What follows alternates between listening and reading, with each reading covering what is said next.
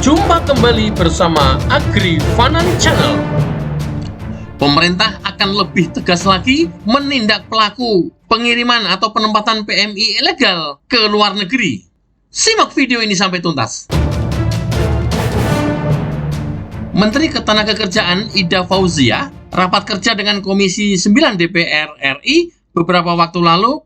Pada kesempatan itu, Ida menyinggung soal permasalahan pekerja migran Indonesia. Ida menegaskan bahwa pihaknya tidak segan-segan menindak secara hukum pihak-pihak yang terlibat dalam penempatan pekerja migran Indonesia secara ilegal atau unprosedural. Kami akan melakukan penegakan hukum di Indonesia.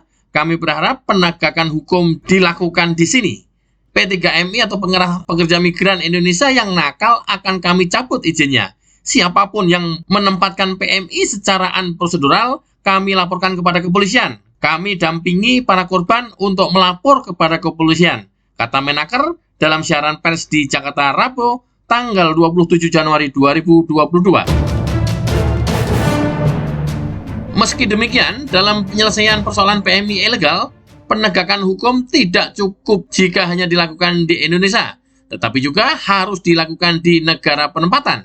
Karena itulah Menaker telah mendorong negara-negara penempatan agar menindak majikan atau agensi nakal. Misalnya di negara penempatan Malaysia, ini jangan sampai ada celah bagi majikan atau agensi di Malaysia untuk melakukan pembiaran terhadap penempatan secara ilegal. Bahkan yang paling penting adalah bagaimana penegakan hukum di negara penempatan tersebut, ujarnya. Menurut Ida, PMI unprosedural terus terjadi karena PMI tersebut diterima dan dipekerjakan. Untuk itu, pemerintah di negara penempatan juga harus melakukan hukuman terhadap majikan atau agensi nakal. Alhamdulillah, terkait ini ada kesempatan dengan Menteri KSM Malaysia untuk menjaga dan mengawal proses ini. Di Indonesia dijaga oleh kami, di Malaysia juga dijaga oleh Menteri KSM. Kami juga meminta agar dijaga juga oleh Menteri Dalam Negeri Malaysia, kata dia.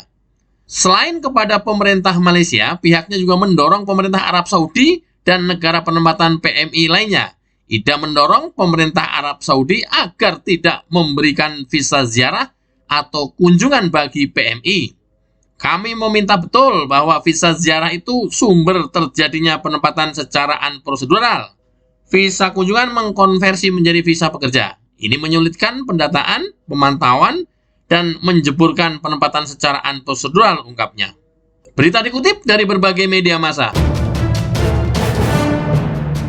Mudah-mudahan tindakan tegas dari pemerintah dan menjatuhkan sanksi pencabutan izin bagi pengerah tenaga kerja migran Indonesia yang melakukan pengiriman unprosedural bisa membuat mereka jera dan menghentikan kegiatan pengiriman PMI ilegal.